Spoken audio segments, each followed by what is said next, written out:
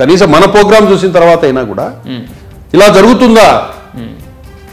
CM సొంత ఉమ్మడి జిల్లాలో ఇలా జరుగుతుందా అని చెప్పేసి వాళ్ళు ఎంక్వైరీ చేయాలా, ఎంక్వైరీ వేసుకోవాలా. వీళ్ళు ఎమ్మెల్యేలు ఏం పని చేస్తున్నారని చెప్పేసి సపరేట్గా ఒక టీంను ఏర్పాటు చేసి, ఇంటెలిజెన్స్ టీం ఏర్పాటు చేసి జాగ్రత్త పడకపోతే గతంలో గత వైసీపీ ఎమ్మెల్యేలు ఏ విధంగా అయితే అరాచకాలు అన్యాయాలు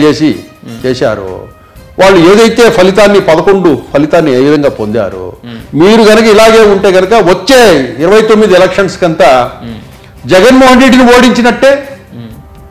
కూటమిని కూడా ఓడించే ప్రమాదం ఉంది. కాబట్టి ఇప్పుడైనా చంద్రబాబు నాయుడు గారు కానీ, నారా లోకేష్ గారు కానీ, పవన్ కళ్యాణ్ గారు అయినా వాళ్ళ ఎమ్మెల్యేలు ఏం చేస్తున్నారు, రియల్ ఎస్టేట్ దందాలు ఏం చేస్తున్నారు, మద్యం షాపుల దగ్గర వసూళ్లు ఏం పాల్పడుతున్నారు, బెల్ట్ షాపులు నడిపి ఏం చేస్తున్నారు, ఫైనాన్స్ వ్యాపారాలు చేసి ఎంత డబ్బులు వసూలు చేస్తున్నారు, ఈ వ్యవహారాల మీద వీళ్ళు గనక కన్ను పెట్టకపోతే పరిస్థితి చాలా